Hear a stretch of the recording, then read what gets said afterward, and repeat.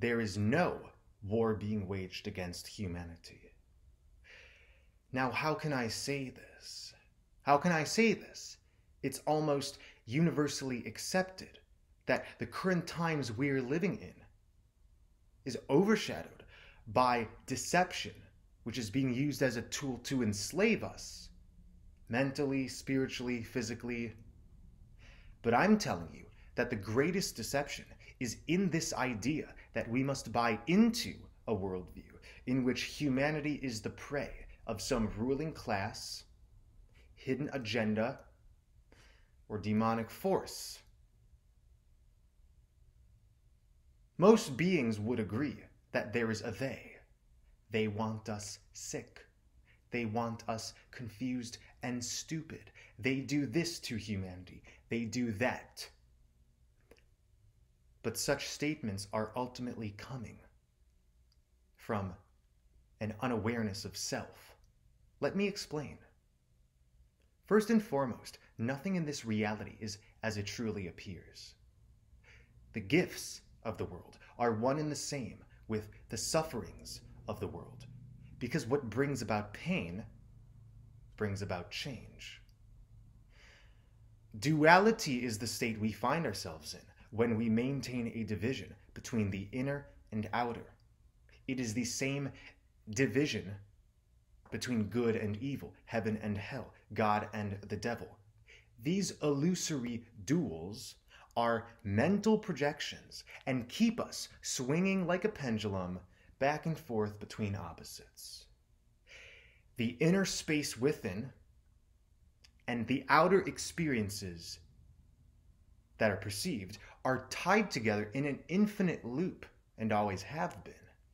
As within, so without. So, when we latch onto one of these narratives, which suggests that we are the helpless receivers of some agenda, we're informing to creation that we're not sovereign. Most streams of information on this earth pit two sides against each other.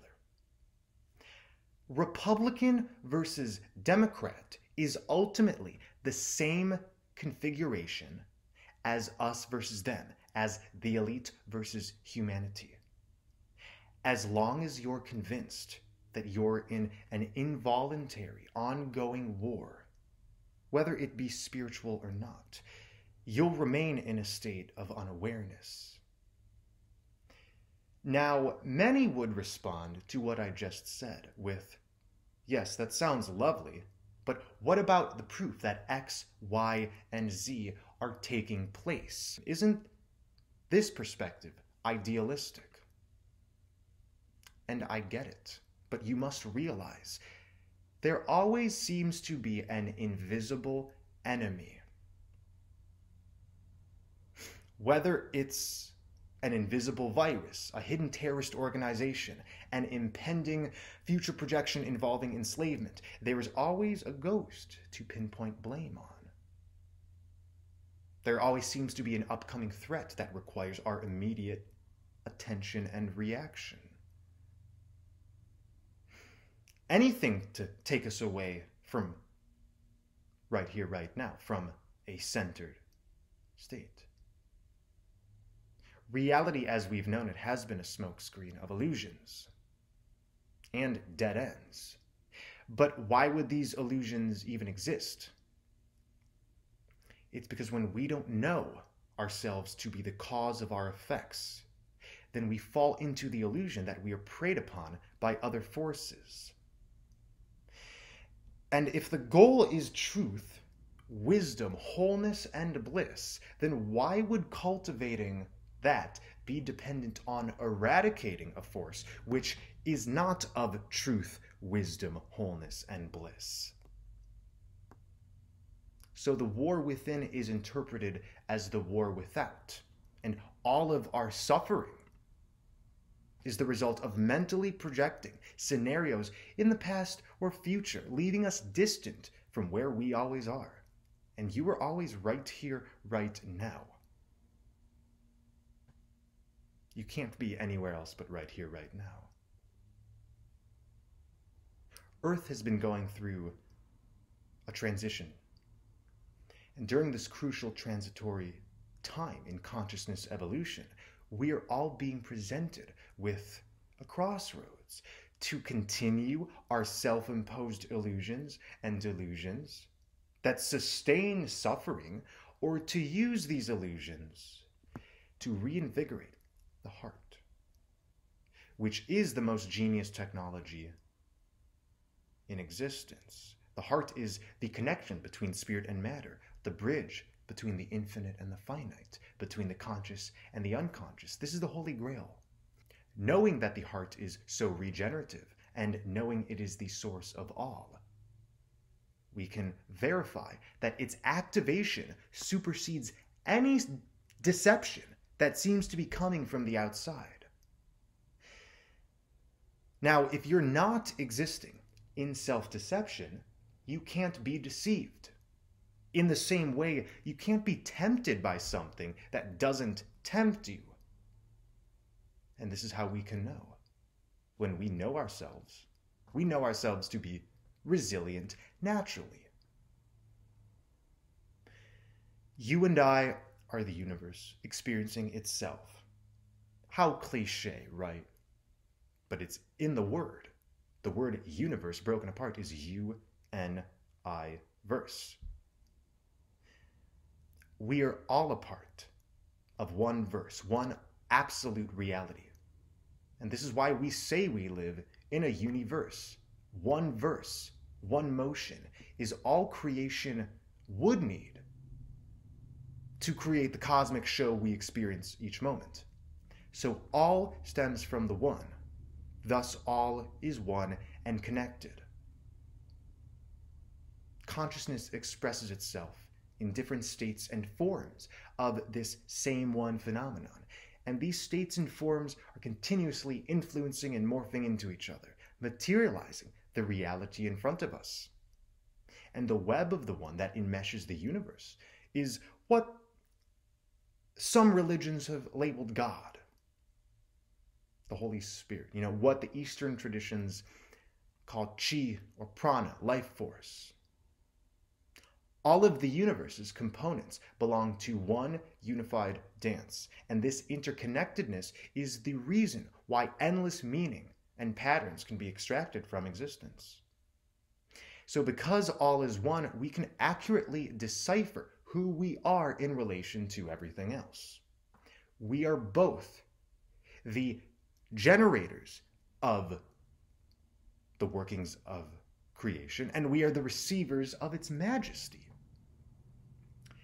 There is infinite interrelation between your consciousness and that which your consciousness interacts with, experiences, and perceives, because everything is a fractal of each other. So because of this, maintaining the division between the inner and outer strengthens the war perceived. We can be confirmed of anything if we buy into it, and this is why we must be very intentional and mindful as to what paradigms and perspectives we're funneling our consciousness through.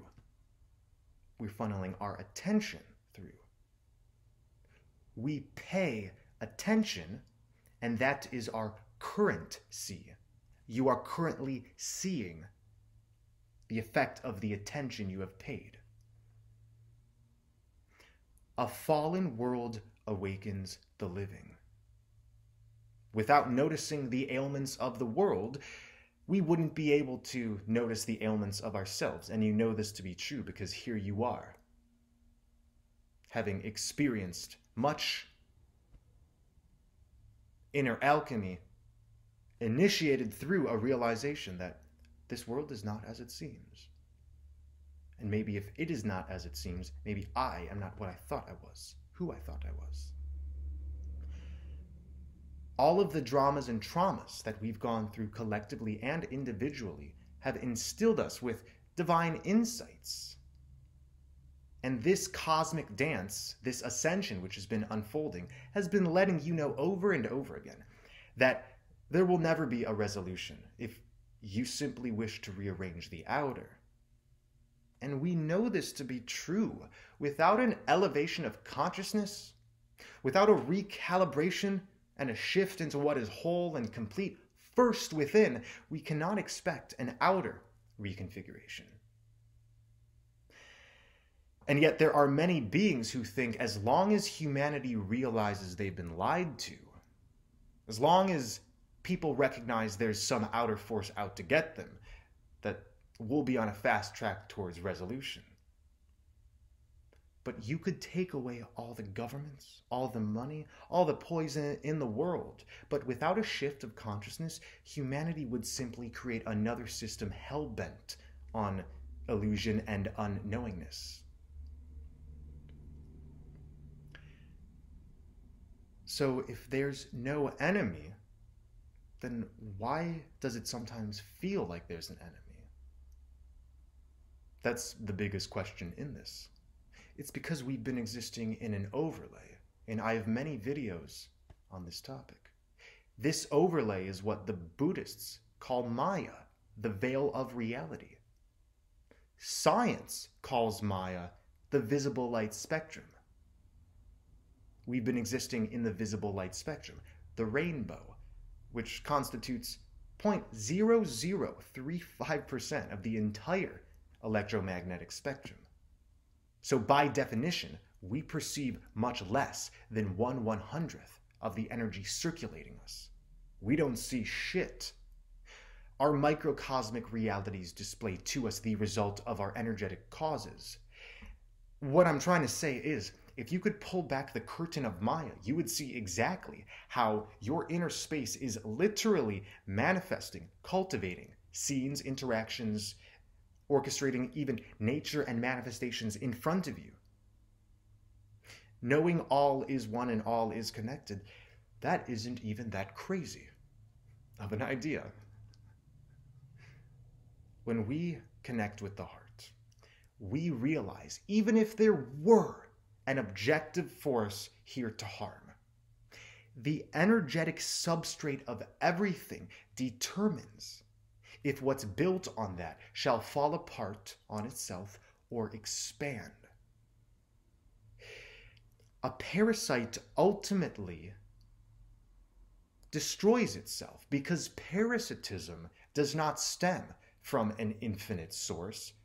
It's dependent on constant imbalances and trickery, so a parasite can feed on something which does have its own energy. Therefore, does a parasite exist or not? The so-called parasitic forces of this world were introduced by an unconscious state within us, and it is sustained by the same unconscious state. We're not dealing with actual forces of evil. We're dealing with dualistic figments and projections without you buying into the energy extraction game. No harm can come to you. And you know this to be true. After all, if the name of the game here was just to fuck shit up, how come nobody is pointing a gun at your face? How come there aren't beings being tortured in the streets? You see, all of this evil doing that we visualize, satanic gatherings, I don't know, the harm that goes on behind the scenes, it's never immediately in front of you. And this is why my rule is, don't fight monsters that aren't in your way. Don't fight monsters that aren't in your way. The truth is simple. Be aware, be in the heart, know who you are, and no harm can therefore come to you. The truther community screams and shouts harm. It's been confused that to know the truth is to know the enemy. But isn't it quite easy for anybody to point out what's harmful? A child can point at a bad guy. It takes little effort. I found something wrong. But we need to point out what heals the world, not what harms the world.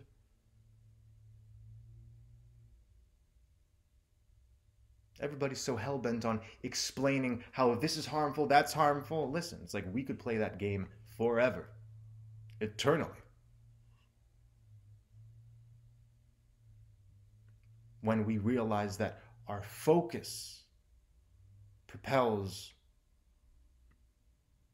everything, then we can focus on what heals. The rule is, approach existence with ease or be victimized by it. I was told that I exist in a world that wants to poison me, that wants to hurt me, that wants to get me down. And yet, when I myself resurrect divinity within, it is revealed the only obstacles are self-generated. And the outer confirms our inner obstacles with outer obstacles. But when all is said and done, the inner space begs for an unlocking. That warm, creative, joyful, depthful, wise, playful space is what we've been avoiding this whole time. A fractal is an infinite pattern, one that is self-similar across different scales. Fractals are seen throughout nature and within our anatomy, from the microcosm to the macrocosm, and they're created by a repeated process over and over again in an ongoing feedback loop, creating the whole in every piece of the whole. And I bring this up because this is just like our reality, the absolute reality we're all a part of, which funnels our individual realities, dictates that the whole is in every piece of the whole. Therefore, the secret in ascension is in cultivating a paradisal state within your fractal of the whole, illuminating only that which is infinite and making everything else akin to background noise. You think we can't open up doorways into new realities? You think that's just magical thinking? Okay. Enjoy the severed worldview that suggests consciousness isn't itself. But what else could it be? We could argue about the mental epitomes derived from what's happening here all day, right? What's right, what's wrong, what's correct, what's incorrect. But it's not about what's right and wrong. It's about what one is aligned with. That is vastly different than having this objective pathway of this and that to guide you. All creation is finished. All creation is finished because all creation is tied together. Meaning everything already exists. You just need to tune into that specific state for it to reveal itself. The present moment is preset, meaning we are put through purgatorial experiences to inform us of the pieces of ourselves that we forgot. And that has manifested as an energy extraction system to show us that no truth is to be found in rearranging these pieces in the outer. You can, year after year, try to pinpoint where the enemy is, where the satanic elite is, how things will envelop, and yet it will be the same thing as chasing phantoms. Imbibing too much in one particular state can be poisonous if that state isn't guided by the voice of nurture and love. But you can't poison yourself with love. You can't poison yourself with the perspective of wholeness. But you were told that this was a new age perspective. You were told that this is unrealistic. But look at where the worldview that separates the inner and outer leads us. A state of frustration is where it leads us, to a state of victimization, a feeling of victimization, rather. Whether you're paying attention to the mainstream narratives or the narratives within truth or movements, it matters not. As long as you separate the inner and outer space, you will find no resolution, no completion. all is well. And because energy is itself, energy that can't be sustained smites itself. So we don't need to battle any force, even if there is something here out to get us. It takes care of itself. Wars can't be sustained. And in a war, neither side really wins. Both sides have bloodshed at the end of the battle. So let's drop our swords and our shields. We don't need to fight against anything because there's nothing to fight against. Dividing anything manifests exactly the fallen world we've seen. Diving into our innermost is where it's at. And that's been challenging enough. To add on the weight of the world is to put yourself in an immobile state. But home is where the heart is, and all ears in the universe can hear your heartbeat, and all voices of creation sing with the inaudible sound of the heart. After all, where does art come from? Do you hear the art of the heart? I can. Thanks for watching. Take care.